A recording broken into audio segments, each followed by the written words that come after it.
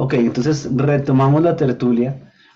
eh, y les quiero preguntar a los que están hoy conectados si recuerdan qué tema estamos viendo de la tertulia. ¿Alguno recuerda y en 5 segundos me puede decir qué tema estamos viendo? Hace 8 días hablamos sobre el primer mandamiento. Muy bien, exactamente. ¿Y quién recuerda el primer mandamiento?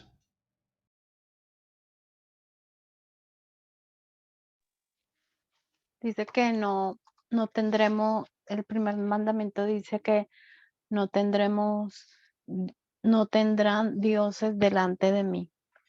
No tendrás Eh, otros dioses delante de otros mí. dioses. Ujú. Está en Éxodo 23. Muy bien, ella sí, juiciosita recordando. Tal cual, ahí vamos. Estábamos viendo la pregunta 48 del catecismo y voy a compartir como es costumbre una vez más para que podamos verlo acá en pantalla. Tenemos entonces la pregunta número 48, que fue la última que vimos. Realmente vimos en la tanda de 45, 46, 47 y 48, que todas tienen que ver con el primer mandamiento. Hoy vamos a ver el segundo mandamiento. Sobre todo, poner atención a estos primeros, porque yo he visto que solemos confundir cuando no tenemos bien memorizados. Yo también he estado en el ejercicio como de memorizarlos muy bien, porque cuando no los tenemos como repasados en la mente, tienden a confundirse con la versión equivocada que cuando éramos niños en la Iglesia Católica se enseñó.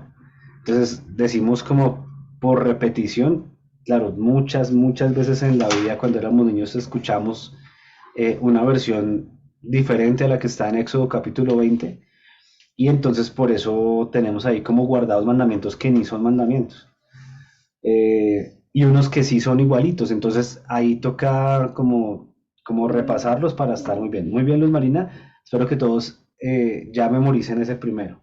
No tendrás otros dioses delante de mí. No tendrás dioses ajenos delante de mí, o no tendrás otros dioses delante de mí. El segundo mandamiento empieza en la pregunta número 49. Está en Éxodo 24 al 6. Pues acá básicamente lo que hacen es citar el texto, y voy a leer entonces desde el 4 al 6. No te hagas ningún ídolo, ni nada que guarde semejanza con lo que hay arriba en el cielo, ni con lo que hay abajo en la tierra, ni con lo que hay en las aguas debajo de la tierra. No te inclines delante de ellos ni los adores. Yo, el Señor tu Dios, soy un Dios celoso. Cuando los padres son malvados y me odian, yo castigo a sus hijos hasta la tercera y cuarta generación. Por el contrario, cuando me aman y cumplen mis mandamientos, les muestro mi amor por 1000 generaciones.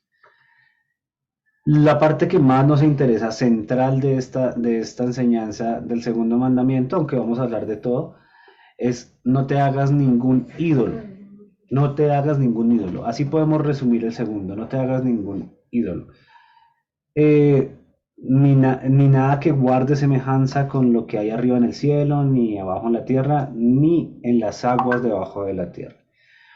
Ahí tenemos el segundo mandamiento.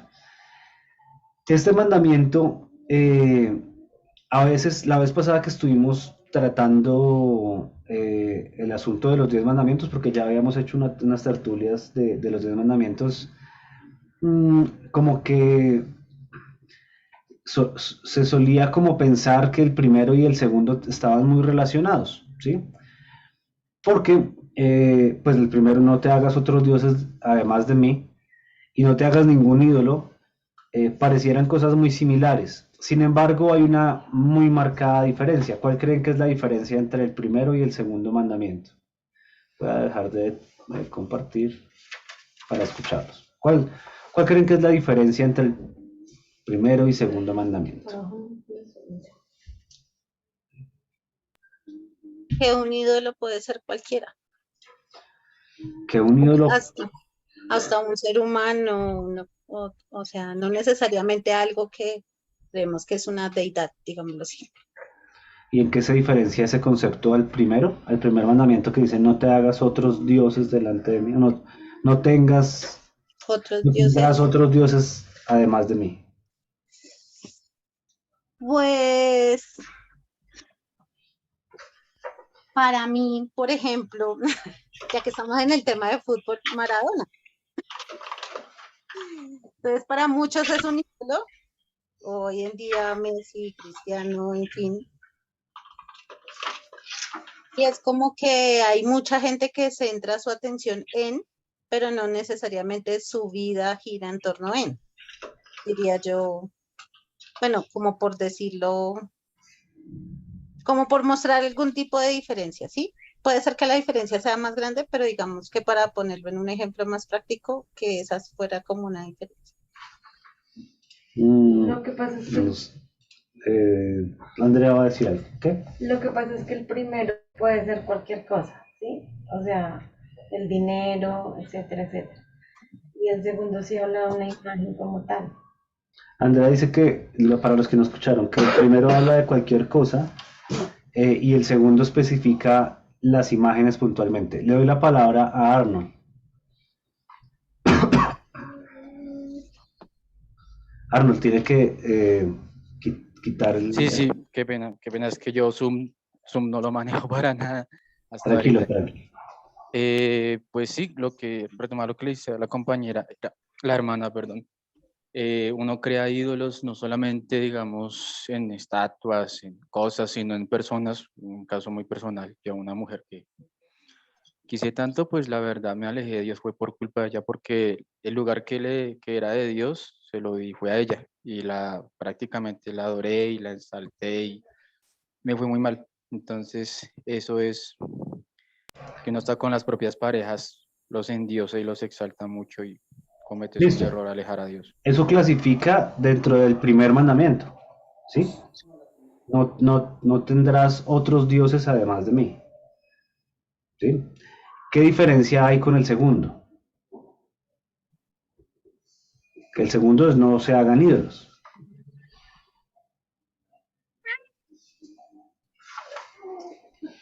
No se le ocurre a Arnold de pronto con el ejemplo que está dando algún asunto, ¿no? No sé, tal vez eh, pues no, yo creería que no sé, un artista, un cantante, algo que no termina defendiendo mucho, ¿no? Como lo llegan a criticar como un equipo de fútbol, a una celebridad y uno inmediatamente como que se pone a la defensiva. Pues porque uno los llama, ¿no? Ah, mi ídolo, alguien que uno admira mucho, creería yo. Claro, pero creo que no solo Arnold, sino los ejemplos que han dado, seguimos hablando del primero. Andrea dice que la diferencia es que el segundo es que son imágenes específicas, pero si hago una imagen eh, específica de algo y la vuelvo mi Dios, pues eso como que sería, no parecería un mandamiento diferente, sino como un mandamiento, como un numeral 1.1, ¿sí? 1.2, no se Hace 8 hagan días imágenes. dijimos que Em, estábamos hablando en el primero de, bueno, en la pregunta de que qué prohíbe el mandamiento. Entonces Sí, estábamos hablando acerca de adorarlo y glorificarlo, ¿sí? Que no, o sea, que neguemos a Dios era lo que prohibía,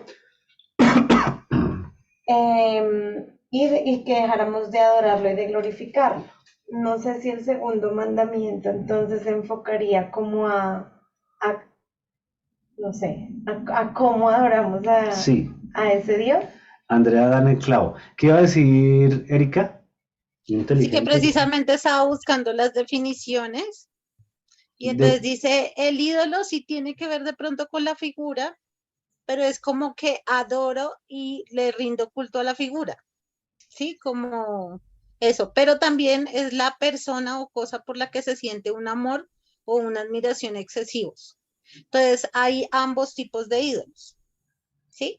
sí, Mientras que cuando ya hablamos más hacia Dios, entonces digamos que lo busqué con la palabra que yo lo estaba mencionando pues porque él habla de él como Dios y de otros dioses, entonces busqué deidad. Entonces dice ser sobrenatural el que se le rinde culto, considerado que tiene un poder en un ámbito concreto, realidad, bueno, y en el tema de Dios es su esencia o naturaleza propia. Ya. Voy a retomar Que ver lo un que... poco con la figura, pero también es a qué adoro. ¿Adoro a Dios o adoro No, mira que, o pongo una imagen, una figura, una persona como mi Dios, algo así, pero mira que como el centro de mi adoración? una vez más todo eso que estás diciendo tiene solamente que ver con el primer mandamiento, con no tener otros dioses, ¿sí? El, el, el segundo mandamiento tiene que ver con lo que dijo Andrea, y es, ella dedujo por la diferencia entre uno y el otro, que el segundo mandamiento va más orientado al cómo se adora a Dios. El primero prohíbe, porque ella partió de la prohibición del primero. El primero prohíbe todo eso que tú estás diciendo y que todos hemos dicho. No hacerse otros dioses. Y otro dios puede ser un futbolista, puede ser el dinero, puede ser una persona, puede ser una pareja, puede ser un hijo. Todo eso puede ser otro dios, ¿sí? Podemos hasta inventarnos un dios. Eso dijimos hace 8 días, ¿no? Uno puede inventarse un dios en su mente que no es el Dios de la Biblia. Entonces hasta ahí vamos en el primer mandamiento. El segundo tiene que ver con la manera en la que adoramos a ese único Dios que el primer mandamiento deja claro que es único. Entonces ahí ya se diferencia bastante. En el primer mandamiento Dios está legislando, está regulando la cantidad de dioses que puede tener el hombre. ¿Cuántos podemos tener? Uno. Muy bien, Diego está ya poniendo cuidado. Podemos tener un solo Dios. Dios está ahí estableciendo la regla de cuántos dioses podemos tener, que en este caso es uno. En el segundo mandamiento, Dios, una vez aclarado el primero, está legislando, está estableciendo la regla, está definiendo cómo es la adoración a ese Dios único. ¿Eso fue claro para todos? ¿Eso fue claro? Está diciendo la manera en que se debe adorar. La manera en que se debe adorar es cómo. Como dice Éxodo capítulo 20. No se hagan ningún ídolo, ni nada que guarde semejanza con lo que hay arriba en el cielo, ni con lo que hay debajo en la tierra, ni con lo que hay en las aguas debajo de la tierra. Todas esas cosas son creaciones de Dios. Incluso lo que hay arriba en el cielo podría incluir el mismo trono de Dios, ¿cierto? Eso está arriba, en el cielo. La misma morada de Dios. Ese tipo de cosas y cosas que ni sabemos que hay, es lo que Dios está legislando. Está diciendo, no se hagan un ídolo. ¿Alguien le queda la duda de lo que acabamos de decir? ¿O todo es claro para todos? No quisiera avanzar sin que tengamos muy clara esa diferencia entre el primer mandamiento y el segundo mandamiento. Voy a asumir, como en la universidad los profesores hacen, que si hay silencios que todos entendieron y que el día del parcial o el quiz nadie se va a rajar cuando preguntemos por los breastcoins para los adultos. Entonces, el segundo mandamiento regula, legisla las reglas de cómo adorarlo, y la manera en que debemos adorarlo es no hacernos ninguna imagen para adorarlo. Yo hago una pregunta. Todos conocemos diferentes religiones, culturas que adoran imágenes, ¿sí?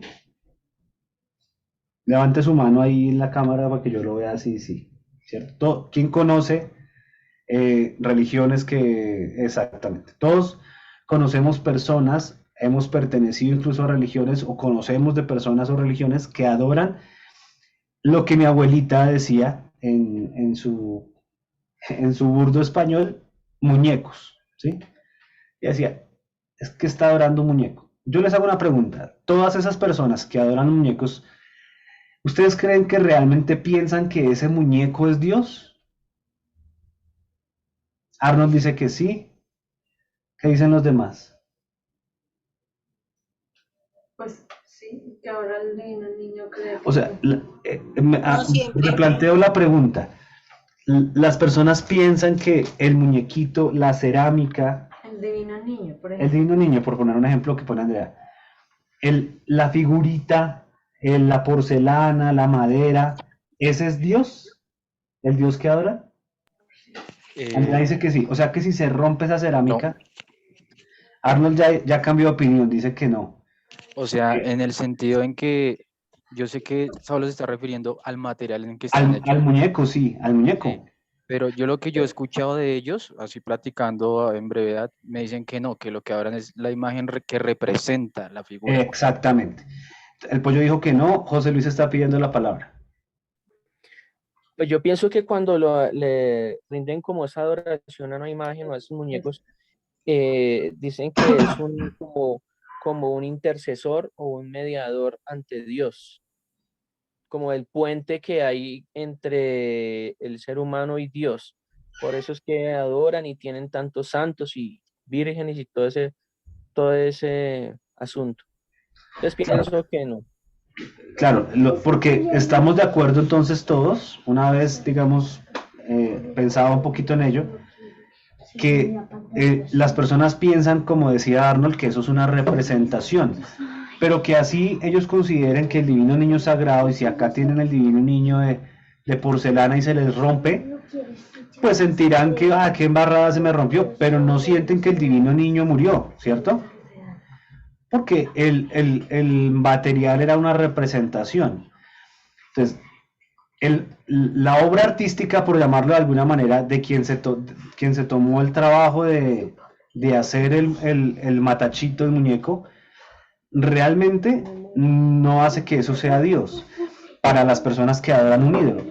Lo que hace que eso sea un ídolo es que ellos piensen que de alguna manera ese ídolo o esa imagen... Esperen un momento, por favor. ¿Puedes hacer silencio, hijo, un momento? Em, lo que hace que eso sea un ídolo es que las personas que creen que es una representación de algún dios piensen que por tener ese ídolo tienen un pedacito o de la presencia de ese dios o del poder de ese dios, o simplemente creen que tienen una conexión hacia ese dios a través del muñeco, ¿sí o no? Entonces, puede que, repito las cosas que puede pensar alguien con un objeto, llamémoslo una escultura, ¿sí? O no sé cómo le llaman, sí, una escultura es eso, ¿no? La escultura puede ser o una conexión que las personas piensan, como creo que José decía, entre ellos y ese Dios que representa a la escultura, o por otro lado, pueden pensar que la escultura misma es una extensión del poder de ese Dios. Hay ídolos que son así, hay gente que dice, yo pongo acá este ídolo porque esto bendice mi negocio, porque cuando ese ídolo está acá, hay un pedazo del poder de ese ídolo acá conmigo. O hay personas que dicen, es una extensión como de la energía o la naturaleza de ese Dios. Entonces estamos claros en que nadie, absolutamente nadie, por más idólatra que sea, piensa que pues el bichito de madera o de porcelana sea el Dios, sino que es una representación, etc. A ese punto es el que quiere ir Dios en el segundo mandamiento, al punto de no se inventen cosas raras para, para hacer su adoración hacia mí. Esas cosas raras incluyen específicamente hacer obras o esculturas pensando que esas esculturas pueden contenerme de alguna manera, o pueden contener algo de mi poder, o puede que tengan algo de mí en ellas, ¿sí? Entonces, ahí tenemos ya más claridad de lo que Dios está buscando con el segundo mandamiento, que no lo tengamos. Regáleme un segundo.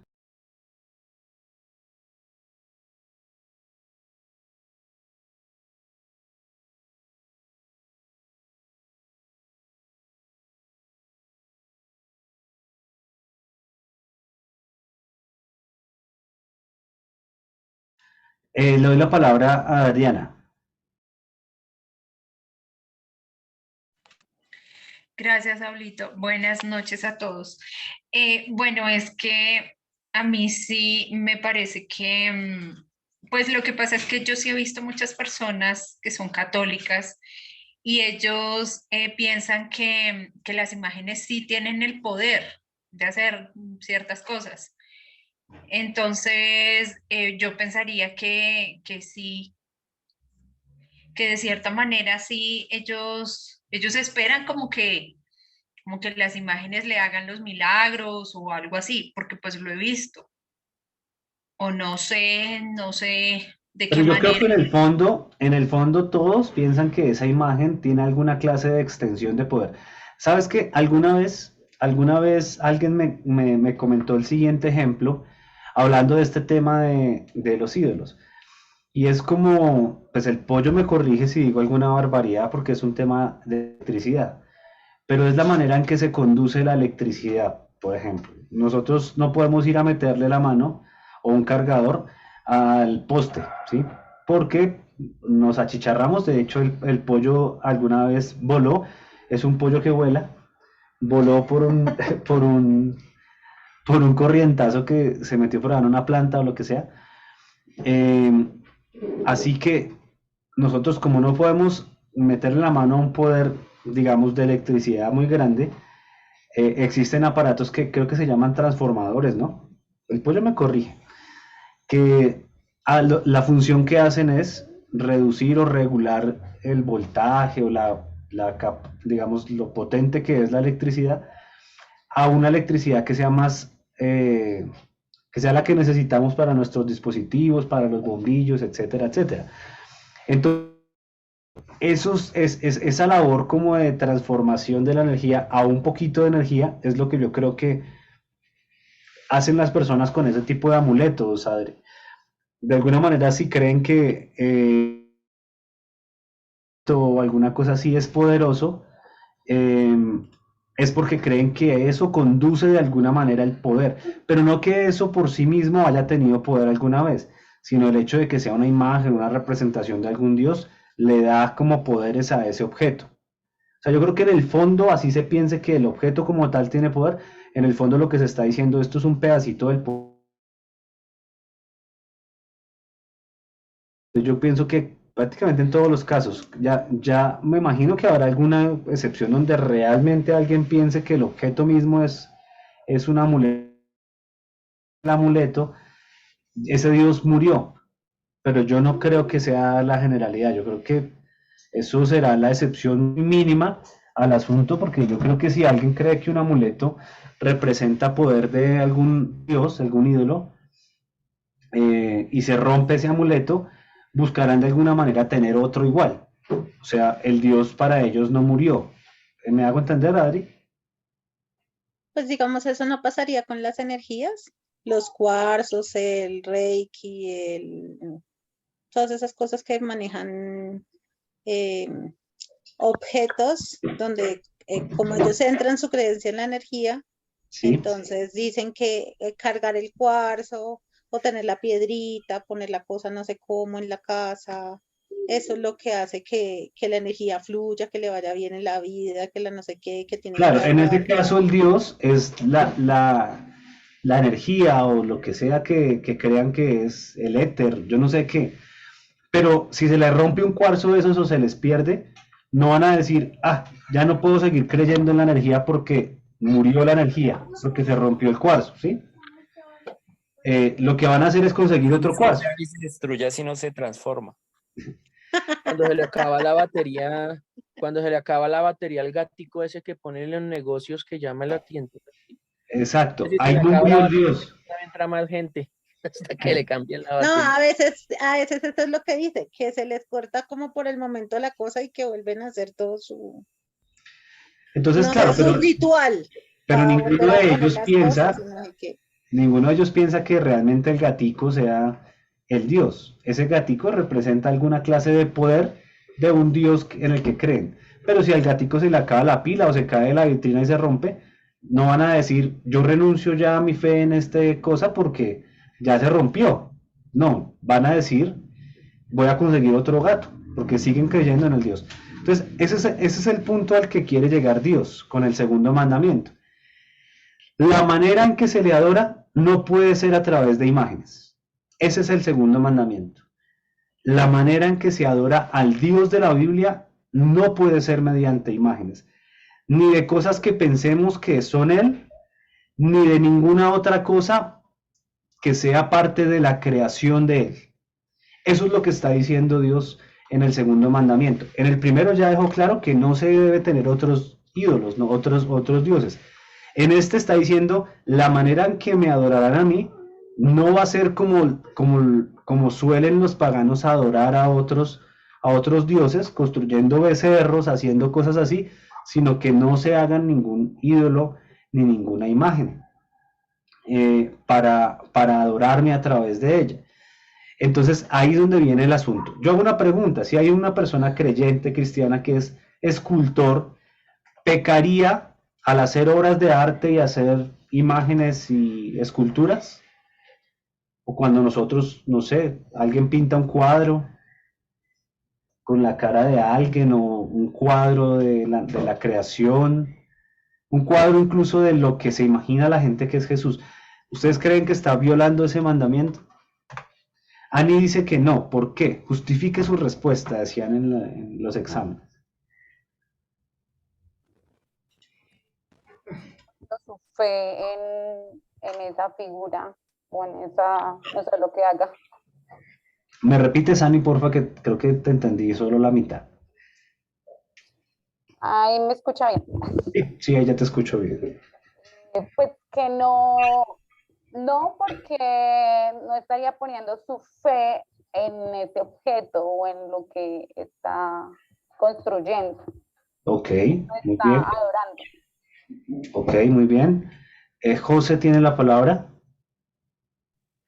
Pienso que no por lo siguiente, porque si un cristiano que se dice que se considera cristiano es escultor y va a hacer una escultura o algo, no va a ser que eso que va a realizar sea para adorar o un canal para llegar a Dios, o la intención de él no va a ser esa, ¿sí?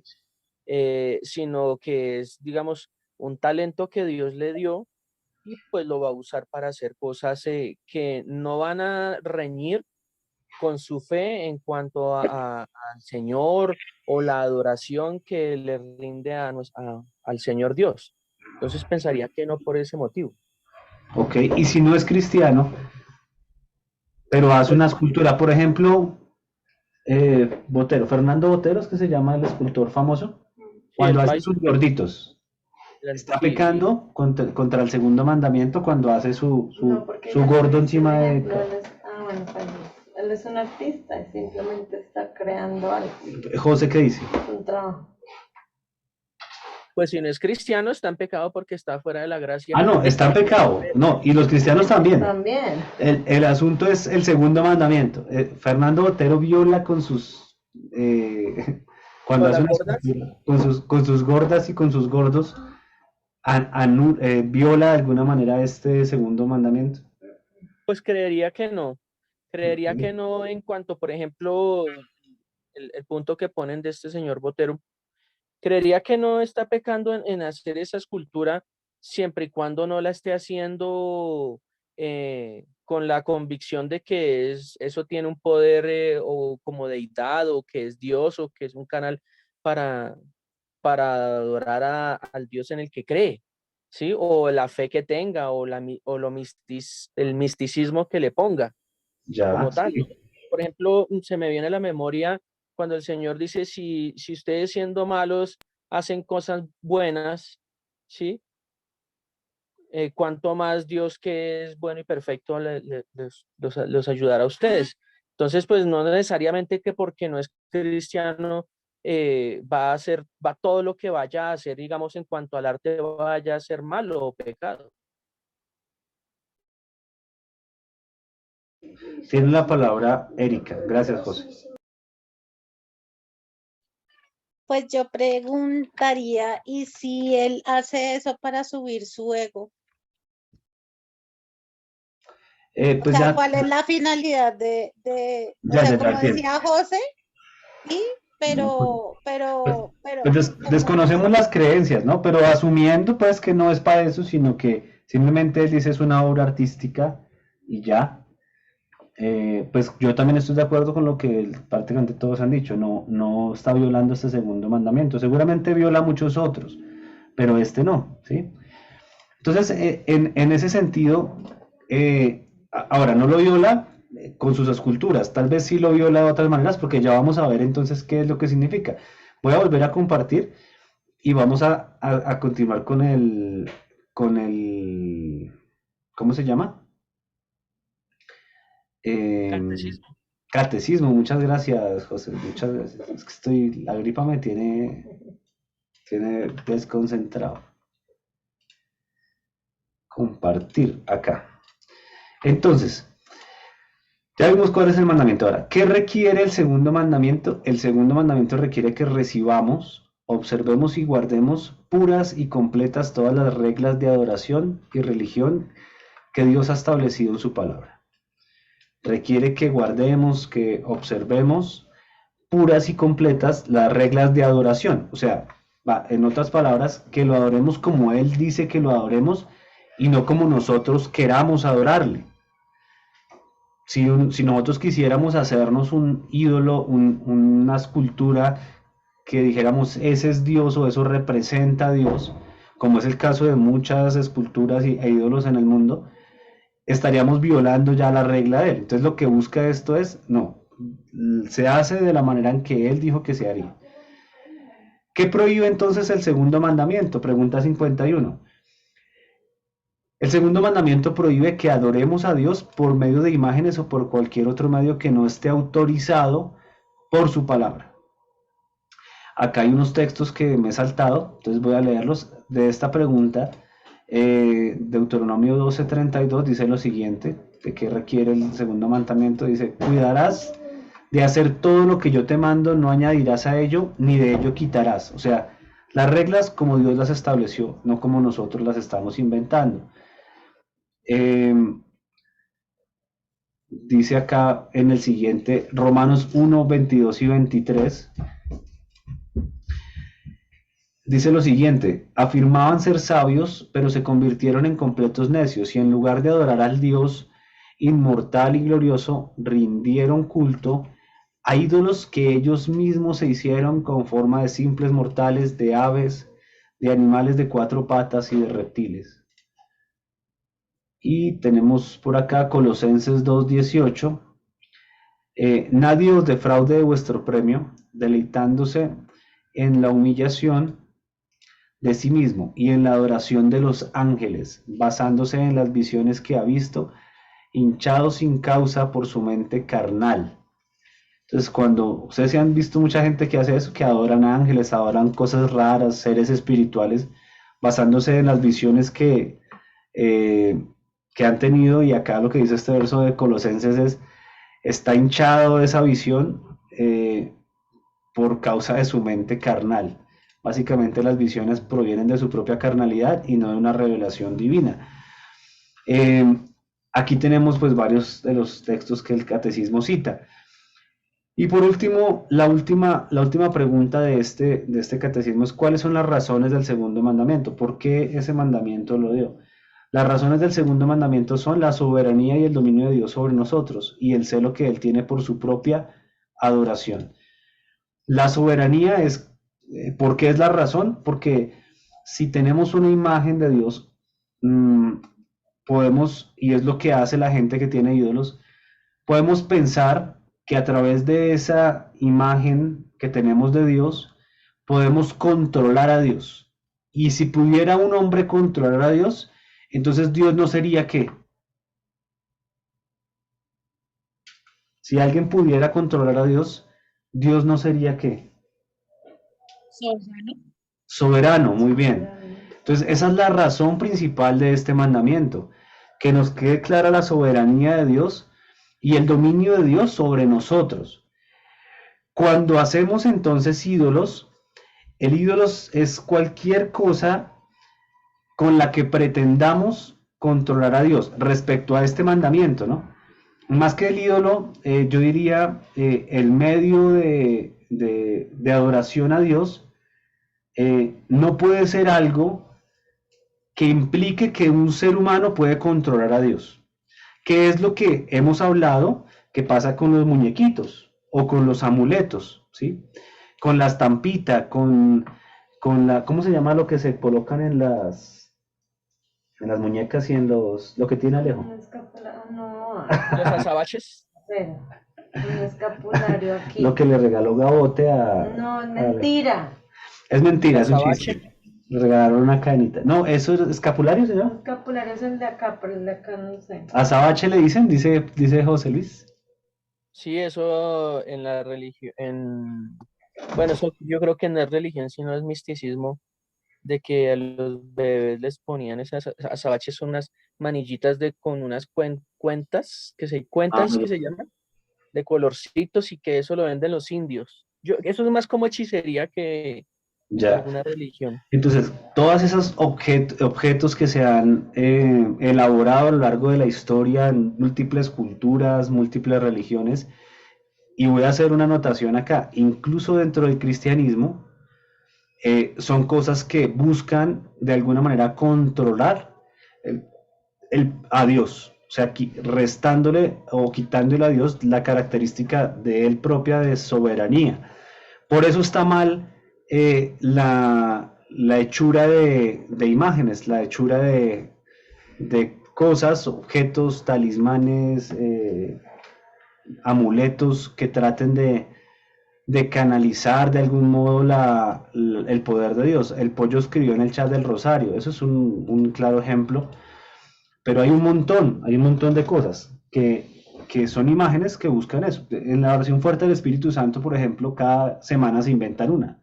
Entonces una semana es el agua bendecida de no sé qué. La siguiente semana es la rosa de si sé más.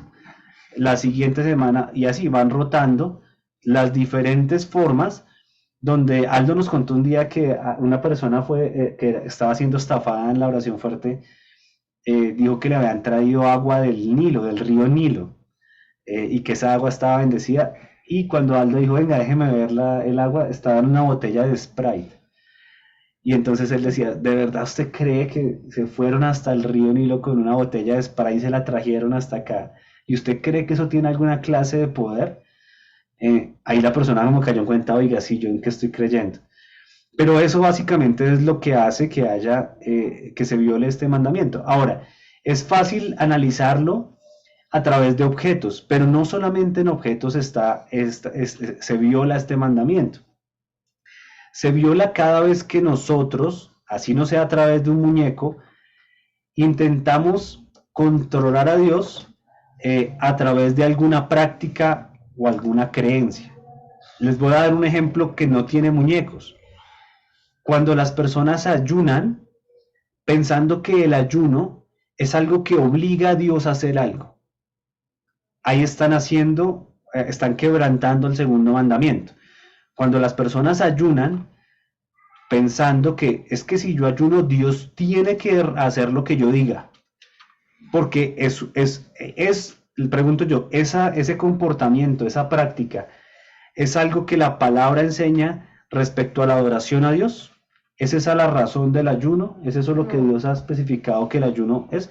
De ninguna manera, ¿cierto? Incluso yo creo que eso también aplica con la oración, porque a veces se ora creyendo que si oro, eso se va a hacer realidad para mí. Y no oro entendiendo la soberanía de Dios, que puede que sí pase, pero también puede que no. Andrea dice, también incluyamos la oración. Y por supuesto que la oración está en esa categoría también.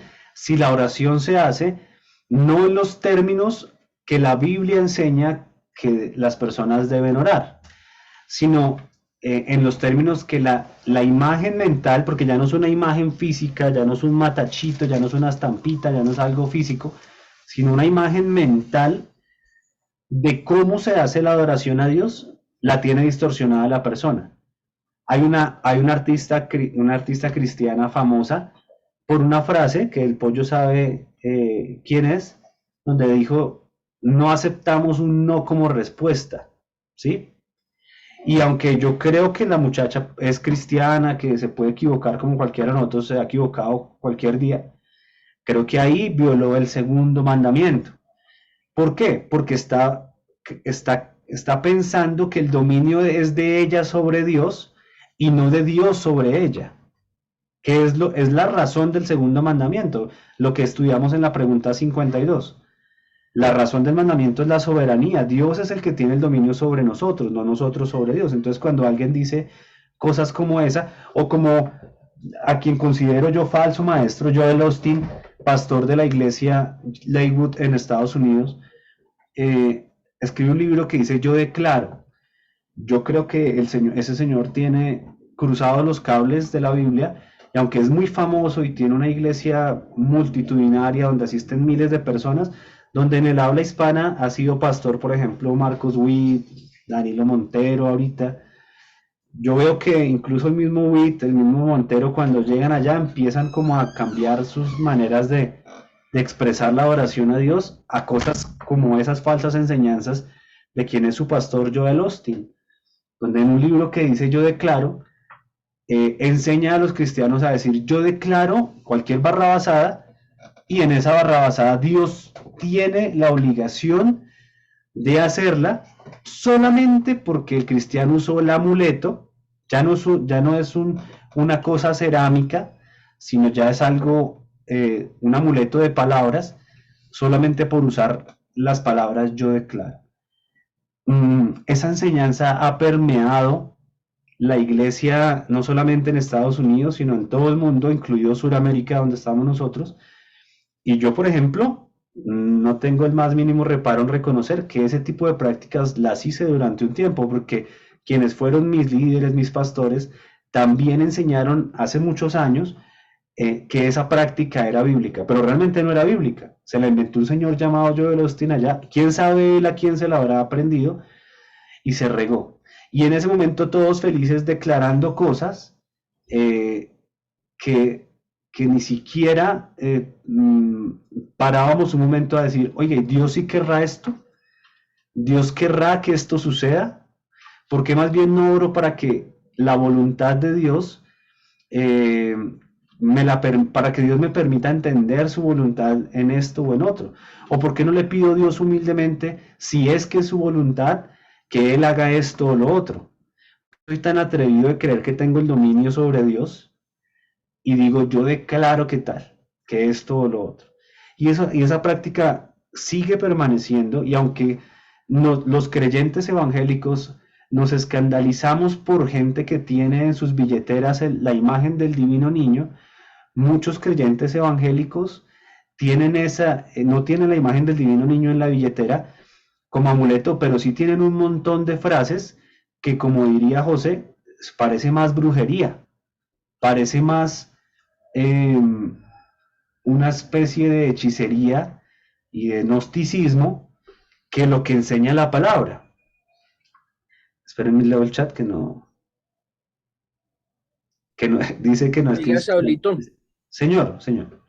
ahora que estabas hablando de escapularios y de todos esos misticismos, yo me acuerdo que hace muchos años siempre trabajé hartos años, como unos 5 años seguidos, en el 20 de julio los domingos, Sí, vendiendo en un almacén, vendiendo todas esas chucherías.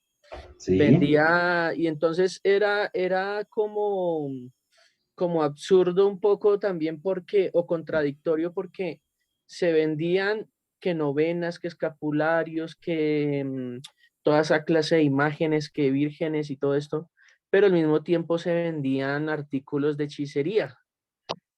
Entonces se vendía que el libro que para hacer brujerías, que los riegos, bueno, una cantidad de basura que se vendía ahí. Y lo más tremendo es que había mucha gente que estaba como atrapada en esa creencia.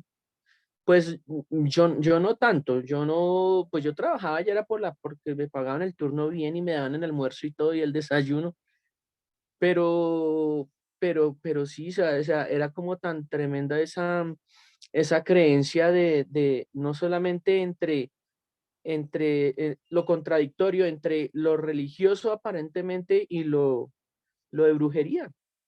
Se vendían hasta polvos y toda esa vaina horrible. Me acordó de eso, era solamente una anécdota, gracias. Porque ese tipo de prácticas va más relacionada a eso, al ocultismo, que a algo que la Biblia enseñe. La Biblia no enseña nada de eso, por eso se parece más a eso y es una manera en la que se engaña, el mundo engaña a los hombres. Eh, pero pues a mí me gusta, aunque los ejemplos de qué, de la Iglesia Católica, digamos, son muy fáciles de exponer.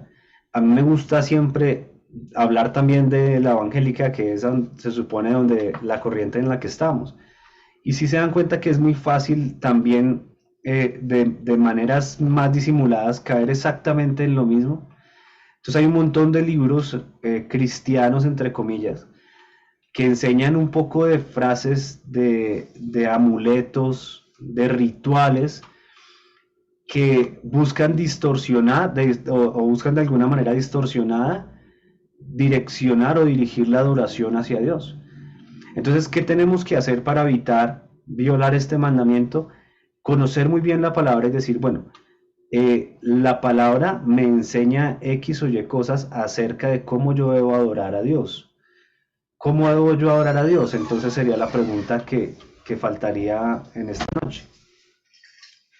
¿Cómo adoramos a Dios? ¿Qué dice la Biblia? ¿Qué recuerdan que diga la Biblia acerca de la correcta adoración a Dios? Yo les pongo el ejemplo de Juan, capítulo 4, versículo 23, donde Jesús habla con la mujer samaritana y le dice, Dios está buscando adoradores que le adoren en espíritu y en verdad. Personas que con su propia vida, con su propio testimonio, sean un reflejo de adoración a Dios. Eso es lo que está buscando Dios. ¿Esa es una correcta manera de adorar a Dios? Por supuesto. ¿Y cuál es un buen testimonio? ¿Cuál es una correcta vida para Dios? Pues cuando nosotros obedecemos los mandamientos de Dios, cuando nos comportamos de acuerdo a lo que la palabra enseña, ¿sí? Así podemos empezar a dar adoración. ¿Qué otra cosa creen que la Biblia enseña acerca de la adoración? Por ejemplo, ¿de qué maneras sí la Biblia dice que sí lo hagamos? Si no es con imágenes, entonces ¿con qué?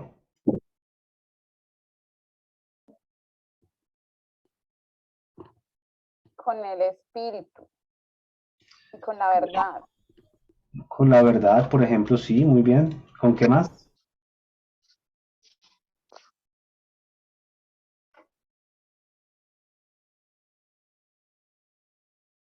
A la palabra decirnos de que debemos de adorar en espíritu y en verdad, tiene que ver con un estilo de vida. Correcto, muy bien.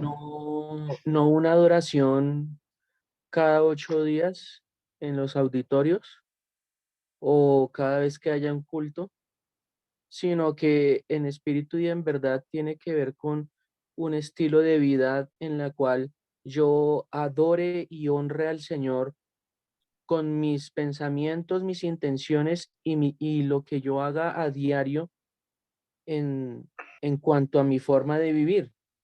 Entonces, es un estilo de vida, una forma de vivir, mejor dicho. Correcto. Ahora, le doy la palabra al pollo y luego a la chela. Bueno, eh, ¿cómo debemos hacerlo? Eh, em, como ya habíamos visto, pues Dios se revela a través de la creación y también se revela a través de su palabra. Y su palabra nos ayuda pues a dejar todas las supersticiones que a veces tenemos, ¿no? Entonces, lo que hablaba Saulito, que a veces en varias, varios movimientos pseudocristianos se maneja mucho ese tipo de enseñanzas cerradas y esas supersticiones.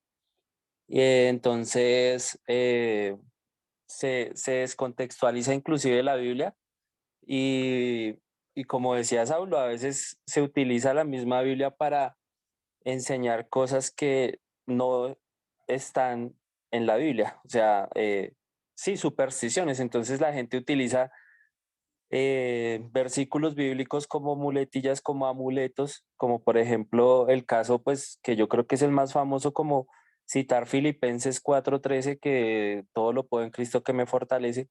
Y muchas veces se cita ese versículo y está totalmente descontextualizado.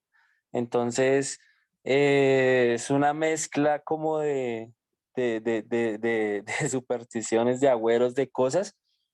Y, y se está adorando, es un ídolo, se está creyendo que haciendo ese tipo de prácticas no se tiene como centro realmente al Señor, sino que es como el humanismo, como sentirme bien yo, como lograr algo de esa religión. Y a veces la gente, como decía ahorita, como se hablaba ahorita, cree que porque hace cierto tipo de cosas o porque dice que ora, eh, cree que está adorando a Dios o bueno, eh, e- pensamientos equivocados, ¿no? Entonces, cuando vamos a la palabra de Dios, nos enseña eso, como realmente el Señor busca más que palabrerías y cosas, Él busca su obediencia y tenemos que adorar es al Señor como en espíritu haciendo esas cosas. Eh, Obedecer su palabra, entenderla. eh, Creo que es más eso, ¿no? Y pues ya hemos estudiando el catecismo, conocemos que Dios es espíritu y bueno, eh, es más que todo eso, ¿no? Como dejar el centro y entender que nosotros somos personas pecadoras que necesitamos a Cristo. Entender que la Biblia nos revela lo que nos tiene que revelar acerca de Dios, ni más ni menos. Y, Correcto. y tenemos que comenzar a darnos cuenta de eso, que nosotros estamos equivocados, que somos pecadores y que necesitamos a Cristo y que Él se revela a través de su palabra y que necesitamos de su palabra, necesitamos entender bien el contexto de su palabra y comenzar a adorarlo de esa manera, obedeciéndolo. Correcto, correcto. Gracias, Pollo. Tiene la palabra Chela. Pues quería opinar algo similar a lo que decía el Pollo y pues quería complementar con el versículo 22 del capítulo 15 de Primera de Samuel, que Samuel le respondió, dice, ¿qué es lo que más le agrada al Señor? ¿Tus ofrendas quemadas y sacrificios o que obedezca su voz? Escucha, la obediencia es mejor que el sacrificio y la sumisión es mejor que ofrecer la grasa de carneros. La rebelión es tan pecaminosa como la hechicería y la terquedad tan mala como rendir culto a tus ídolos. Así que, por cuanto has rechazado el mandato del Señor, él te ha rechazado como rey. Esta es la respuesta o bueno, aquí es cuando le quitan el reinado a Saúl y Sí. por su desobediencia, por su arrogancia y su orgullo. Entonces, pues sí, quería citar esta parte de cuál es el sacrificio que el Señor quiere y pues el Señor quiere es nuestra obediencia más que cualquier sacrificio religioso que pudiéramos llegarle a ofrecer. Gracias, Chelita. ¿Nos dejas la cita escrita en el chat, porfa, la que leíste? Claro que sí, ya la envié. Sigue en el uso de la palabra Arnold. Buenas. Aquí hay un salmo, el Salmo 9, los dos primeros versículos. Dice, te alabaré, oh Jehová, con todo mi corazón. Contaré todas tus maravillas. Me alegraré y me regocijaré en ti. cantaré a tu nombre, oh Altísimo. Muy bien, es una de las maneras de rendir adoración a Dios realmente. Alegrarse por lo que Él ha hecho. Cuando dice que en mi corazón, recuerden que en la Biblia el corazón significa el centro del ser, significa nuestros pensamientos, lo que somos. Entonces, si vuelve a leer Arnold el primer versículo y reemplazamos corazón por nuestros pensamientos, se va a leer diferente. ¿Lo puede volver a leer? Te alabaré, oh Jehová, con todos mis pensamientos. Exactamente. Entonces ya, cuando me dicen con todo mi corazón, suena muy romántico y más, pero poco aplicable. Mientras que si te alabaré, Señor, con todos mis pensamientos, significa que más allá de un amuleto o de armarme yo una imagen mental o física de Dios, tengo que alabarlo con todos mis pensamientos. Pero cuando voy a escarbar en mis pensamientos, resulta que mis pensamientos están llenos de un montón de cosas que no alaban a Dios. Entonces ahí es donde aplican lo que acaba de decir el Chelo, la chela y el pollo. La obediencia a la palabra de Dios. Esa es la verdadera oración. Voy a aportar, según 1 Timoteo 2, los versículos del 1 al 8. Dice, exhorto pues ante todo que se hagan rogativas, oraciones, peticiones y acciones de gracia por todos los hombres. O sea, el Señor nos está mandando a orar, a hacer rogativas, a hacer peticiones y acción de gracias por todos los hombres, por los reyes y por los que están en autoridad, así usted no haya votado por Petro y así no haya votado por Duque y así no tiene que orar por ellos, para que podamos vivir una vida tranquila y sosegada, con toda piedad y dignidad. El objetivo de hacer ese tipo de oraciones es que todos podamos tener una vida tranquila y sosegada, porque esto es bueno y agradable delante de Dios nuestro Salvador, el cual quiere que todos los hombres sean salvos y vengan al pleno conocimiento de la verdad. Porque hay un solo Dios y también un solo mediador entre Dios y los hombres, Cristo Jesús hombre, quien se dio a sí mismo en rescate por todos, testimonio dado a su debido tiempo. Y para eso fui yo constituido, predicador y apóstol, digo la verdad en Cristo, no miento, como maestro de los gentiles en fe y en verdad. Y ojo al 8, el versículo 8 de 1 Timoteo 2 es increíble. Por consiguiente, o sea, por todo lo que acaba de explicar desde el versículo 1 al 7, por consiguiente, quiero que en todo lugar los hombres oren levantando manos santas, sin ira ni discusiones. Manos santas, no producto de nuestras propias acciones santas, porque estaríamos fregados, porque no todos nosotros somos pecadores, ¿sí? Ninguno acá podría decir, yo levanto manos puras y santas que nunca han hecho nada malo. No, nosotros hemos pecado.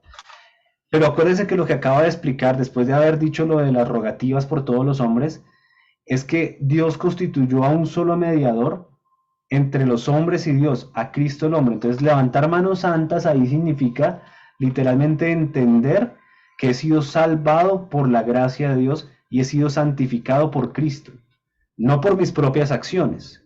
Entonces, cuando en la exhortación, una de las formas correctas de adoración es levanten en todos lados manos santas, o sea, adoren y alaben a Dios, entendiendo que no fueron sus obras, ni son sus obras, sino entendiendo claramente que solamente porque Cristo fue el mediador es que usted y yo podemos presentarnos santos delante de Dios.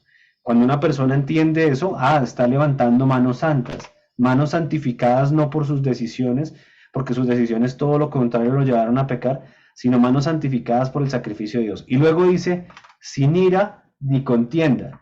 Sin ira, porque una manera una manera incorrecta de adorar a Dios es hacerlo de mala manera. Siempre deberíamos tener una buena actitud, sin ira, sin estar sirviendo a Dios o adorando a Dios de una manera, con motivaciones incorrectas, por decirlo de alguna manera, ¿sí? Y eso nos pasa a nosotros a veces, luchamos contra eso, pero lo correcto es hacerlo con una actitud humilde delante de Dios. Y por último dice, sin ira ni discusiones. Yo por muchos años pensé que las discusiones, otra versión de la Biblia dice sin ira ni contiendas. Por muchos años yo pensé desde niño, las contiendas se refiere cuando yo peleo con alguna persona, entonces yo estoy inhabilitado, según la Biblia, a servir en la iglesia, por ejemplo, o hacer algo para Dios. Luego ya me di cuenta, estudiando este texto alguna vez, que las contiendas a las que se refiere ahí, estudiando el original, es a las contiendas de nuestra mente con Dios, ¿sí? A las discusiones que tengamos nosotros que nos hagan dudar de la fe en Cristo, por ejemplo. Las dudas y contiendas que haya en nuestra mente de, ¿y será que Dios sí hace esto? ¿Será que esto lo que dice la Biblia sí es o no es? Ese tipo de discusiones, ese tipo de contiendas en nuestra mente es lo que Pablo está diciendo: levanten manos santas sin iras y sin discusiones con Dios en su mente, sino una vez aclarado la doctrina correcta, entréguese por fe al Señor y vivan esa fe. No una fe irracional, sino una fe que usted ha estudiado previamente en la Biblia, que usted ha comprendido, ¿sí? Eso por nombrar uno de los muchos textos, así como el que nombró Arnold, como el que nombró la Chela, el Pollo. La Biblia está llena de instrucciones acerca de cómo debemos adorar al Señor. Entonces, les hago una pregunta. ¿Queda claro hasta ahí? Porque voy a hacer 3 aclaraciones ahorita de otros temas que no me han preguntado, pero que sé que de pronto es necesario aclarar. ¿Hasta ahí es claro de qué se trata el segundo mandamiento? ¿Sí? Adriana, por ejemplo, ¿qué has entendido del segundo mandamiento de lo que hemos explicado?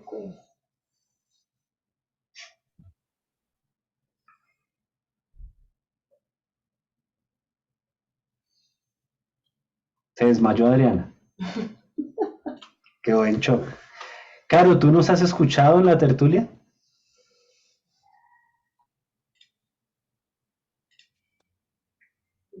Caro. Sí. Aló, ¿me escuchas ahí? ¿Qué has entendido del segundo mandamiento hasta este momento? Bueno, de cómo debemos adorar a Dios, que Dios nos busca que debemos adorar en espíritu y en verdad, que debemos rendir nuestra adoración a Él, con nuestro corazón, que digamos el primer mandamiento nos llevaba a que no debemos de tener ídolos, pero el segundo mandamiento es la manera de cómo debemos, o sea, la manera que no debemos hacer eso. Muy bien. Dime un ejemplo de una manera incorrecta, una manera en la que no deberíamos adorar a Dios. Una manera incorrecta que no deberíamos, por medio de ídolos, por medio de una imagen. Listo. Pues, si nosotros idolatramos, por decir, el dinero, y a veces hay personas que pronto idolatran su trabajo o algo, o tienen una imagen como el divino niño o algo así, uno no debería hacer eso. Ok, gracias. Acuérdate que estamos hablando en el segundo punto, de las maneras correctas de adorar a Dios. Lo que dijiste todo está bien. El asunto es comprender eso que el catecismo enseña en la pregunta última que estudiamos, y es que no puedo quitar yo la soberanía de Dios. Dios es el que tiene dominio sobre mí y no yo sobre él. A través de ninguna imagen, ni física ni mental, yo debería tratar de controlar a Dios. ¿Listo? Dicho eso, voy a aclarar 3 cosas que seguramente alguno de ustedes después se iba a preguntar. La primera es, ¿por qué el versículo 5 y 6 dicen algo tan fuerte como el tema de las generaciones? Está acá, ¿no? No te inclines delante de ellos ni los adores. Yo, el Señor tuyo, soy un Dios celoso. Cuando los padres son malvados y me odian, yo castigo a sus hijos hasta la 3ª y 4ª generación. Por el contrario, cuando me aman y cumplen mis mandamientos, les muestro mi amor por 1000 generaciones. Este texto, sobre todo el 5, se ha malinterpretado durante mucho tiempo, y basado en él, no sé si ustedes lo han escuchado, han dicho, es que usted pecó o usted hizo ídolos, o idolatró, lo que sea, y por eso su hija, su hijo, sus nietos, sus bisnietos están maldecidos por Dios, y tienen una atadura generacional. Eso a mí me lo enseñaron así de mal durante muchos años y no se imaginan la cantidad de veces que oré para supuestamente quebrantar esas ataduras. Yo creo que lo que está afirmando acá este texto es una figura, una hipérbole, creo que se llama, la figura literaria, no estoy seguro bien si es hipérbole, pero es algo que el Señor dice, quiero expresar es hasta qué punto llegaría el celo mío por la adoración exclusiva hacia mí, y no para que se inventen imágenes mentales o físicas de lo que soy yo. Es como que Dios está diciendo hasta esto sería capaz de hacer, porque en el versículo 6 también dice algo que no sé por qué no se enfatizó tanto como el asunto de las ataduras generacionales, porque el 6 dice, cuando me aman y cumplen mis mandamientos, les muestro mi amor por 1000 generaciones. ¿Y quién se ha puesto a contar las 1000 generaciones? ¿Habrán habido 1000 generaciones desde que Dios dijo eso? Yo lo dudo, porque desde Abraham hasta Jesús, que fue bastante tiempo, unos miles de años, hubo apenas 14 por 3, 42 generaciones. Si usted empieza a leer el Evangelio de Mateo, usted se da cuenta que narra específicamente entre Abraham y Jesús 3 tandas de 14 generaciones, o sea, 42 generaciones. Así que las 1000 generaciones de las que habla el versículo 6 de Éxodo 20, yo creo que ni siquiera han vivido esas 1000 generaciones. Pero entonces yo creo que está todo digamos, el escenario, pero expresando es lo que sería capaz Dios de hacer si por su celo, por el celo que tiene. Pero entonces, ¿cómo comprobar eso que estoy diciendo yo a lo largo del resto de la escritura? Porque el resto de la escritura puede o comprobar lo que se ha creído equivocadamente acerca de que hay maldiciones generacionales, que así le llaman, o todo lo contrario, de que no se trata de algo que efectivamente pase de padres a hijos. Y a mí me liberó de manera sorprendente encontrarme un día con el texto de Ezequiel 18. Lo voy a compartir y lo voy a leer con ustedes. Ezequiel capítulo 18 dice, vino a mí palabra de Jehová diciendo, voy a leerlo en la traducción viviente para que sea más amena la lectura, ya que es larga. Luego recibí otro mensaje del Señor, ¿por qué citan ustedes ese proverbio acerca, esperen que es que no me deja ver esto ya, acerca de la tierra de Israel que dice, los padres comieron uvas agrias, pero la boca de sus hijos se frunce por el sabor? Tan cierto como que yo vivo, dice el Señor soberano, que dejarán de citar ese proverbio en Israel, pues todos los seres humanos son míos para juzgar, los padres y los hijos por igual. Esta es mi regla, la persona que peque es la que morirá. Aquí lo está dejando claro Dios, y está diciendo que hay un dicho en Israel, de que los padres comieron uvas agrias, y los que van a llevar el bulto, los que van a llevar del bulto por eso, con el sabor, es los hijos. El dicho seguramente sea una distorsión, una distorsión de la interpretación del segundo mandamiento, es muy probable. Y continúo con esto. Supongamos que cierto hombre es recto y hace lo que es justo y correcto. No participa en los banquetes que se ofrecen en los montes ante los ídolos de Israel ni le rinde culto. No comete adulterio ni tiene relaciones sexuales con una mujer durante su periodo menstrual, que era una regla bien específica de la ley mosaica para ese contexto en ese momento. Es un acreedor compasivo, no se queda con objetos entregados en garantía por deudores pobres, no les roba a los pobres, más bien les da de comer a los hambrientos y les da ropa a los necesitados. Presta dinero sin cobrar interés, se mantiene lejos de la injusticia, es honesto e imparcial al juzgar a otros y obedece fielmente mis decretos y ordenanzas. Todo el que hace estas cosas es justo y ciertamente vivirá, dice el Señor soberano. Mejor dicho, está diciendo Dios acá a través de Ezequiel el ejemplo de un ciudadano ejemplar, un ciudadano que es 1A. Luego dice, pero supongamos que ese ciudadano ejemplar, que ese hombre, tiene un hijo adulto que es ladrón o asesino. y se niega a hacer lo correcto. Ese hijo también comete todas las maldades que su padre jamás haría. Rinde culto a ídolos en los montes, comete adulterio, oprime a los pobres indefensos, roba a los deudores al negarles que recuperen sus garantías, rinde culto a los ídolos, comete pecados detestables y presta dinero con intereses excesivos. ¿Acaso debería vivir este pecador? No, tiene que morir y asumir toda la culpa. Entonces acá ya está de entrada anulando lo que uno podría interpretar que Éxodo 26 dice que si alguien ama y cumple los mandamientos, le muestro mi amor por 1000 generaciones. Pues acá está hablando no de 1000 generaciones ni siquiera, sino de solo una. Y ni siquiera esa una, dice Dios, va a disfrutar de la justicia de su papá. Si el hijo es pecador, tiene que asumir la culpa de su pecado. No se puede culunchar en la justicia de su papá. Y luego sigue diciendo, pero supongamos que ese hijo pecador, a su vez tiene un hijo que ve la maldad de su padre, o sea, ya vamos en el nieto, la tercera generación, y decide no llevar esa clase de vida.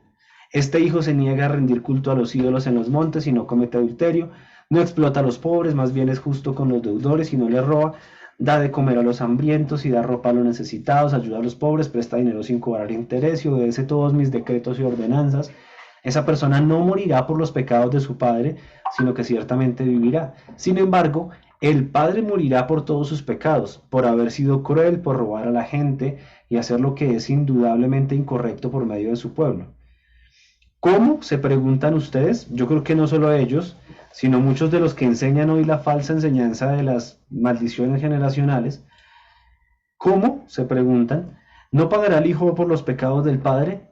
No, porque si el hijo hace lo que es justo y correcto y obedece mis decretos, ese hijo ciertamente vivirá. La persona que peque es la que morirá. El hijo no será castigado por los pecados del padre, ni el padre será castigado por los pecados del hijo. Los justos serán recompensados por su propia conducta recta y las personas perversas serán castigadas por su propia perversidad. Ahora bien, si los perversos abandonan sus pecados y comienzan a obedecer mis decretos y hacer lo que es justo y bueno, ciertamente vivirán y no morirán. Todos los pecados pasados serán olvidados y vivirán por las acciones justas que han hecho. Ese es el primero de las aclaraciones que íbamos a hacer hoy. ¿Queda claro?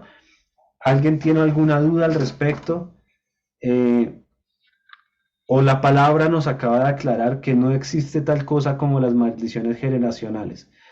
Que es que usted le están saliendo mal las cosas, eso era lo que enseñaban, porque es que su mamá o su papá, o por allá un antepasado, chipcha o inca o maya, un indígena, porque hasta eso llegaron a hacerme, a mí me hicieron orar por esas cosas, y no quiero que ustedes caigan en ese mismo error. Si a nosotros nos está pasando algo, no es producto ni de mi papá, ni de mi mamá, ni de mis abuelitos que pecaron, ni de por allá un tatarabuelo que era brujo. No.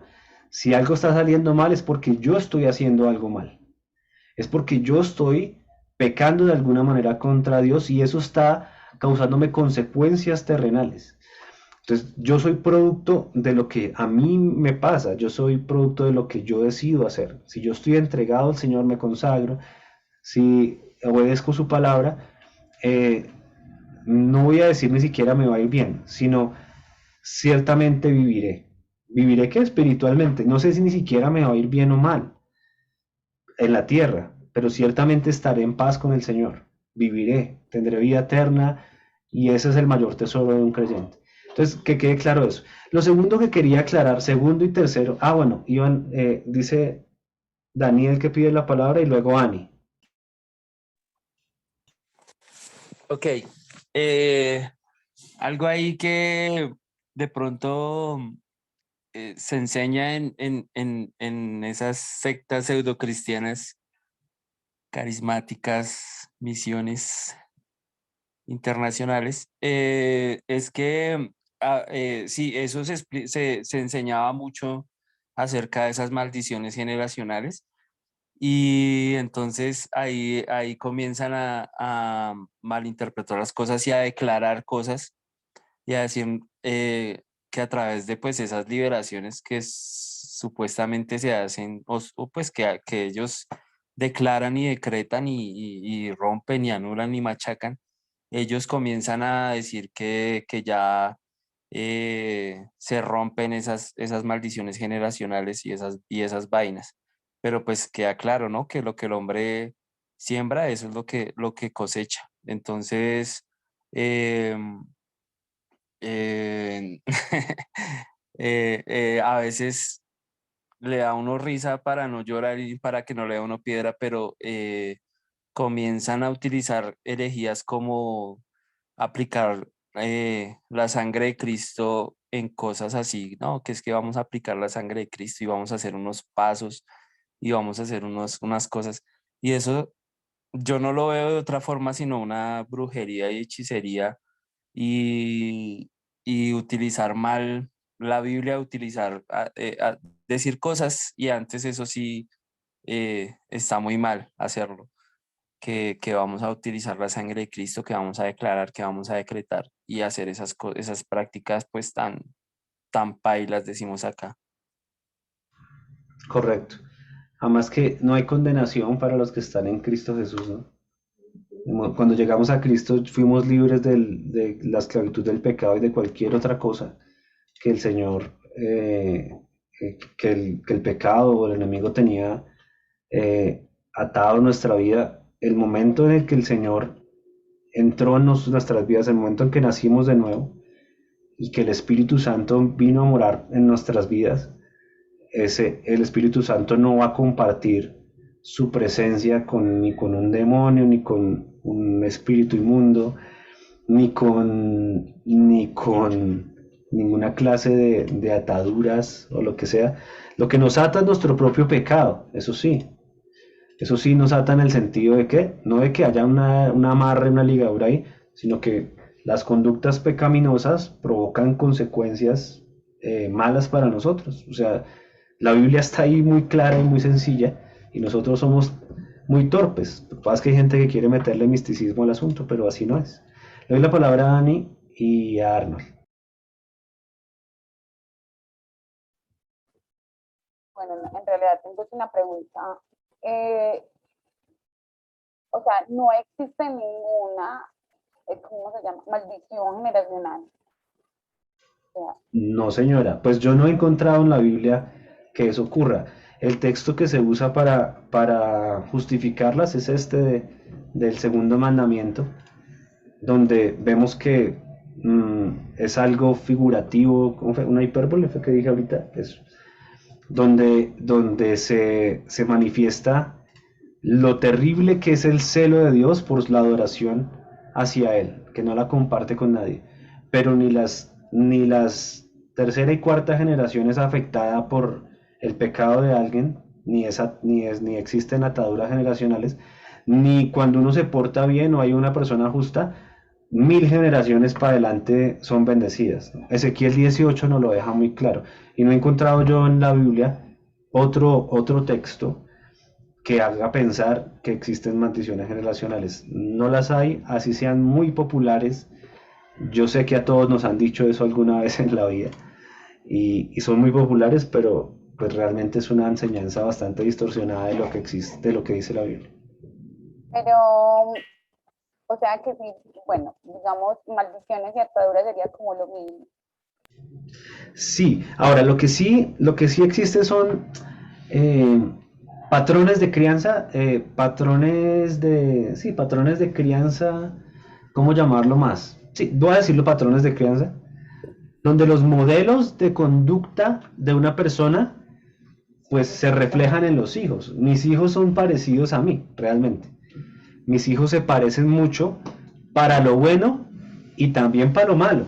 Ahorita tuvimos que mandar, mientras yo les pedí un segundo, a Diego a una silla allá en la esquina porque estaba poniéndose muy bravo.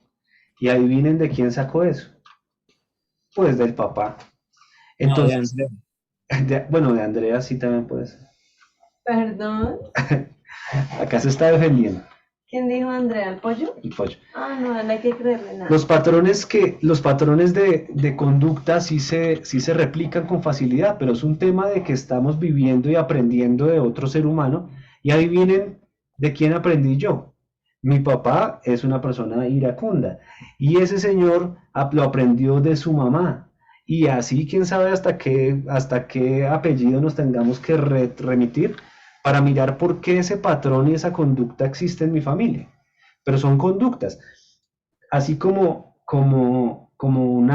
en mi familia también hay este caso, y es mujeres que quedaron embarazadas muy jóvenes y el papá de su hijo o de su hija las abandona. Entonces quedan madres solteras muy jóvenes.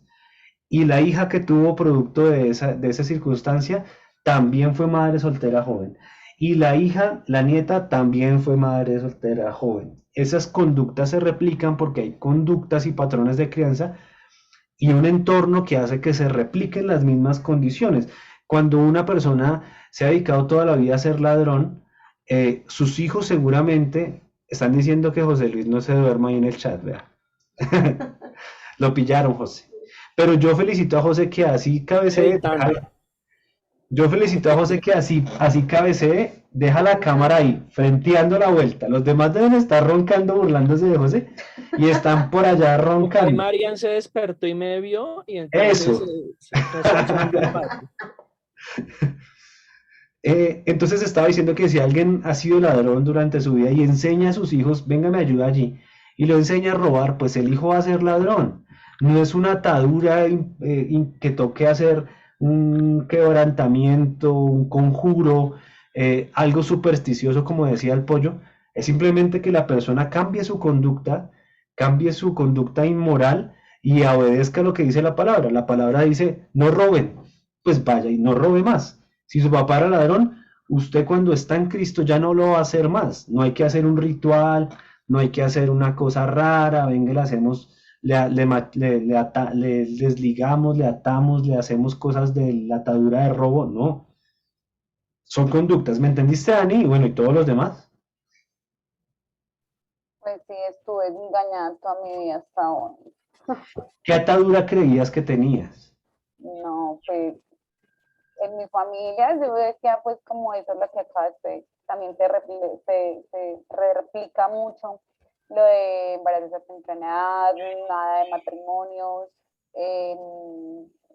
¿sí? Como las iras, como muertes a temprana edad. Correcto. Entonces hay que analizar cuáles son los patrones de crianza y conductas que se han replicado para que en tu casa no los repliques. Entonces, contigo hablaron de sexualidad a tiempo, con tu mamá hablaron de sexualidad a tiempo, con tus tías, se instauraron principios de la palabra acerca de esos asuntos en las casas. Seguramente no. Seguramente lo que pasó en mi casa con ese caso que les comentaba del embarazo adolescente es que el tema sexual era un tabú en la casa, o sea, nadie hablaba de esos asuntos y eso provocó que las niñas en este caso, ingenuamente y faltas de educación sexual, pues metieran las patas, como decían las abuelas, con el primero que se atravesaba. Eso era lo que pasaba, era una conducta. Ya las nuevas generaciones, si se les explica, también si el ambiente no se propicia para que eso ocurra, no viendo abandono, de que usted quede en la casa todo el día y yo ni sé usted qué está haciendo, pues ese tipo de cosas. Hoy en día es más fácil controlar de pronto con celular, bueno, no sé. Hay que que cada persona Dios le dé la sabiduría. Y en el caso, por ejemplo, de conductas en la alimentación, patrones, cosas, o incluso cosas genéticas pueden heredarse y provocar enfermedades o muertes tempranas o cosas, patrones siempre hay. El universo está lleno de patrones, no sé si se han dado cuenta. El mundo entero está lleno de patrones. De hecho, hay profesiones que se dedican a detectar patrones. Gente que es una dura con las matemáticas y se dedican a detectar patrones. El mundo, el universo está lleno de patrones. Y pues en el caso de los seres humanos también. Patrones genéticos los tenemos. En mi casa todos somos miopes. Gracias a Dios mis hijos no, por un asunto genético de que seguramente la familia de Andrea no son miopes. Pero perfectamente mis hijos han podido ser miopes, claro que sí. No es una atadura de miopía, ¿sí me entiendes? No es una cosa ahí son cosas degenerativas del ser humano. Le doy la palabra, si Ani no tiene más preguntas, le doy la palabra a Arnold. No, pues yo realmente estoy haciendo, no sé, estoy haciendo cortocircuito.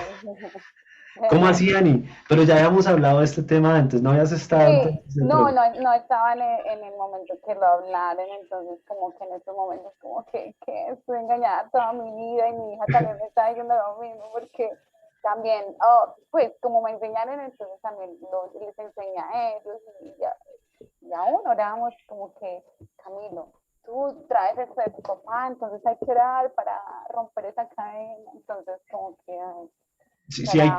Sí hay que orar por las cosas de conducta, lo que te digo, yo tengo que orar para que mi hijo no sea tan rabón y tengo que enseñarle a él a que ore diciéndoles, Dios mío, dame dominio propio, porque necesito tener dominio propio, pero jamás le voy a enseñar a él, ora porque es que usted tiene una cadena que yo no pude romper, a ver si usted sí puede, ¿sí me entiendes?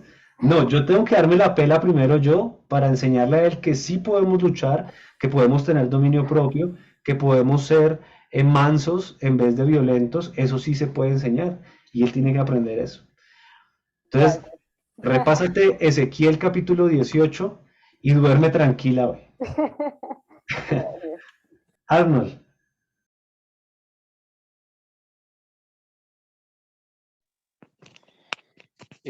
Yo quería, pues, no seguir retomando este tema, o sea, seguir con el tema de la generación y de todo esto, sino retroceder un poquito más a lo que son las imágenes y los ídolos, porque siempre he tenido como esta duda con los tatuajes, ¿no? No sé si también, digamos, un ejemplo, ¿no? Un tatuaje que no sé, yo digo, no, pues si me tatúo algo alusivo al cristianismo, a Dios, a Jesús, al Espíritu Santo, no sea malo, ¿no? Entre comillas. Una cruz, una paloma, la cara de Cristo, algún santo, una frase, un símbolo que representa el cristianismo.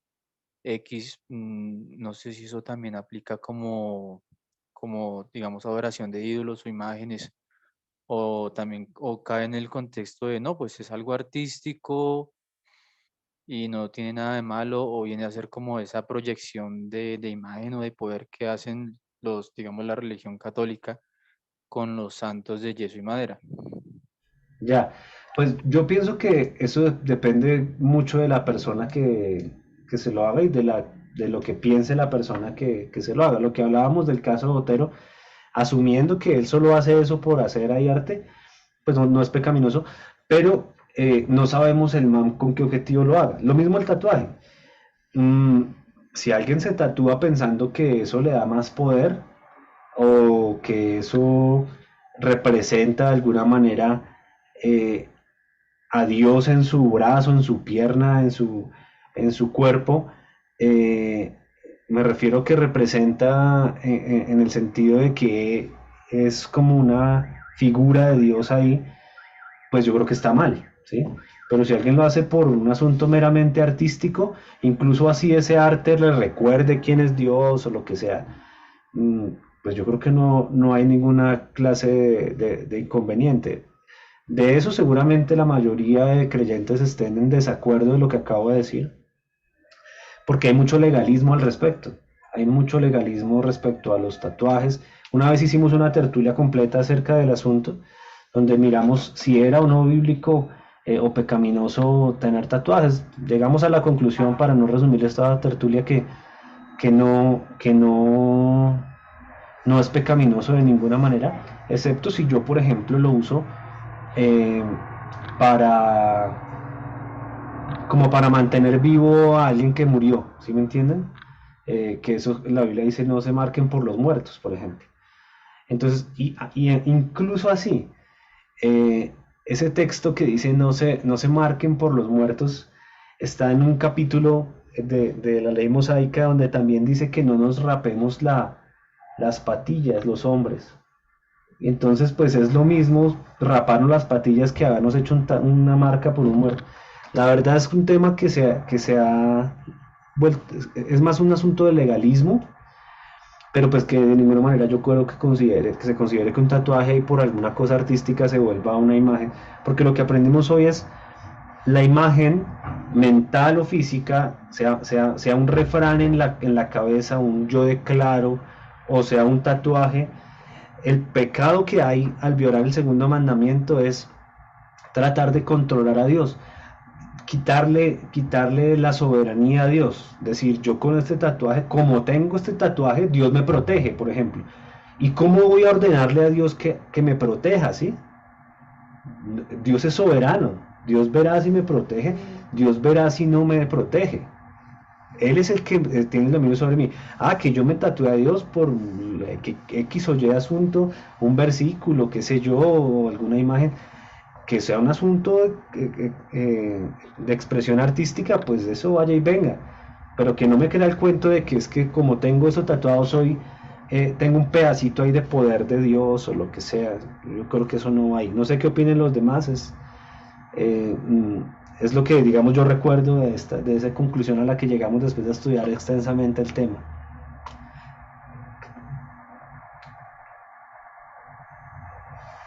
Pues, no sé, te agradezco muchísimo, la verdad, esto siempre me ha tenido supremamente rayado. Siempre me quise tatuar y eso, pero siempre llegaban como, no, eso es pecado, que lo dicen al principio de la Biblia, en el Antiguo Testamento, y otros sí, otros no. Entonces, de verdad te agradezco mucho por sacarme esa duda que siempre estuvo ahí. Ahora, lo que yo le recomiendo es que usted no me puede llevar a mí en grabación o a todos lados. Yo le recomiendo que usted estudie el tema en la escritura, que si tiene dudas me las haga saber acá en la tertulia o por interno, por donde quiera, pero que usted entienda el tema, porque yo entiendo el tema porque lo estudié y tengo esa tranquilidad, pero de ninguna manera mi opinión le va a dar tranquilidad a usted. Lo que da tranquilidad es lo que acabó de pasar con Ezequiel 18, que vemos que la Biblia claramente dice una cosa, que nos deja un concepto claro bíblico. En el caso de los tatuajes, pues tiene que darse la pela. No voy a dar ese panorama bíblico completo, porque lo que le digo fue una tertulia completa donde hay textos bíblicos, pero tiene que estudiar el tema.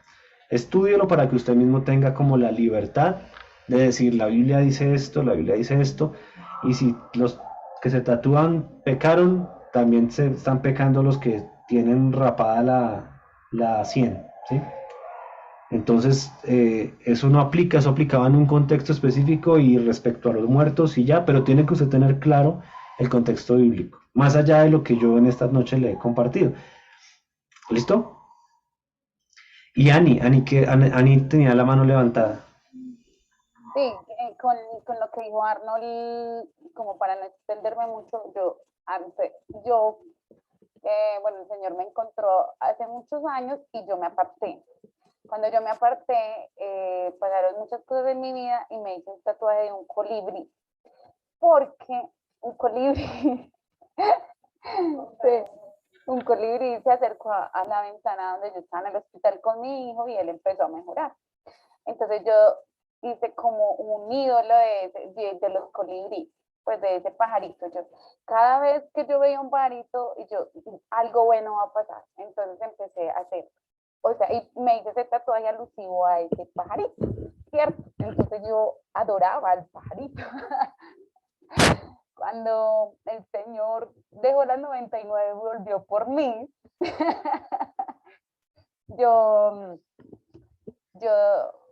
entendí que yo estaba idolatrando, pedí perdón y luego me hice otros tatuajes, pero sabiendo que no era para adorar. Entonces, quería contar ese testimonio.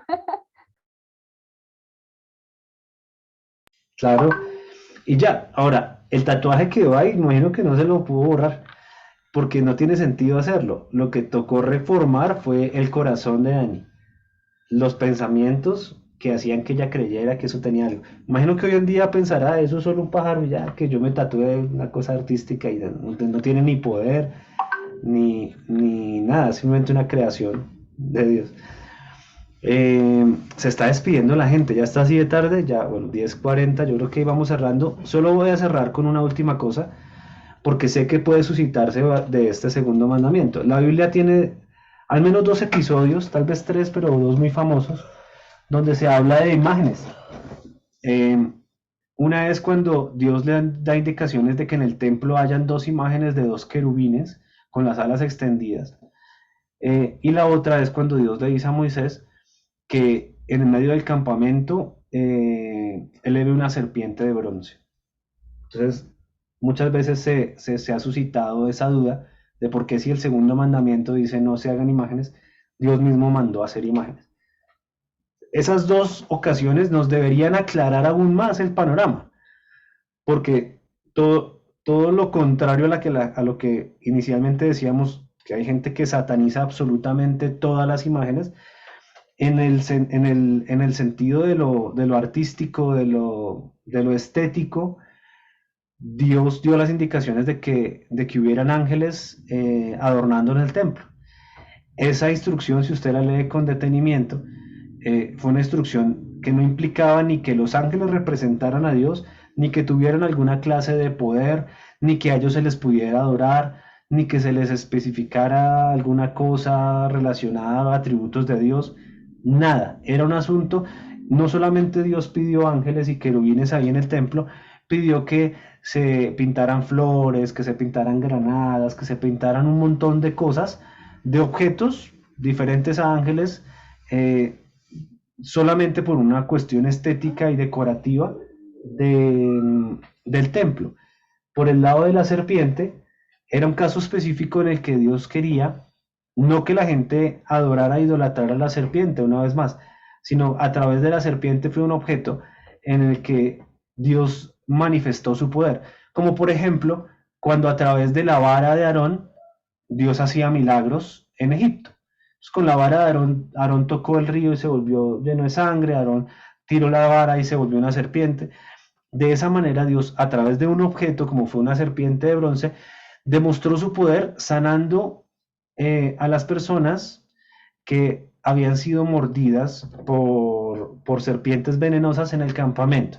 Ahora, eso tenía un trasfondo mucho más profético porque Jesús en Juan capítulo 3 le dice a Nicodemo que de la misma manera en que Dios le pidió a Moisés que levantara una serpiente de bronce en el desierto, así era necesario que en estos tiempos, en los momentos que Jesús estaba ahí, Dios levantara al Hijo del Hombre, o sea, a Jesús, para que todo aquel que en él crea no se pierda, sino que tenga vida eterna. O sea que el asunto de la serpiente era un asunto tipológico, era un asunto profético, pero que en su momento, digamos que ellos no estaban muchos años atrás de que Jesús llegara, era un asunto más de manifestar el poder de Dios a través de un objeto, pero jamás de darle ni propiedades de Dios a ese objeto, ni que la gente adorara al objeto. Tenían que adorar a Dios, porque Dios estaba demostrando que podía usar hasta un pedazo de metal para poder sanar a la gente. Eso se vuelve polémico, claro que sí, pero cuando se entiende la profecía acerca de Jesús,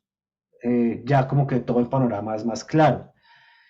Porque claramente alguien podría decir, ¿y por qué yo no puedo tener entonces un vaso que represente a Dios? Bueno, si usted está convencido de que Dios le dio eso, pues tendría que comprobarlo.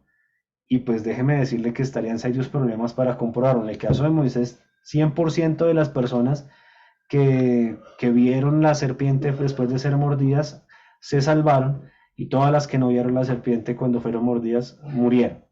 Entonces, esos son los dos casos como que más se polemiza acerca de este segundo mandamiento, pero que más allá de las imágenes físicas, porque son dos casos de imágenes físicas, imagínense en cuántos casos podríamos tener de imágenes mentales. Un montón.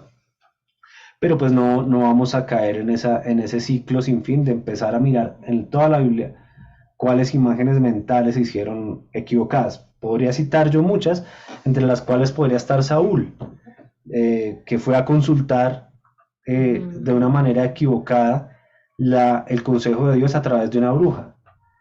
Que invocó al espíritu de Samuel muerto a través de una bruja, y esa es una manera que Dios había establecido que no debía ser una manera correcta de adoración.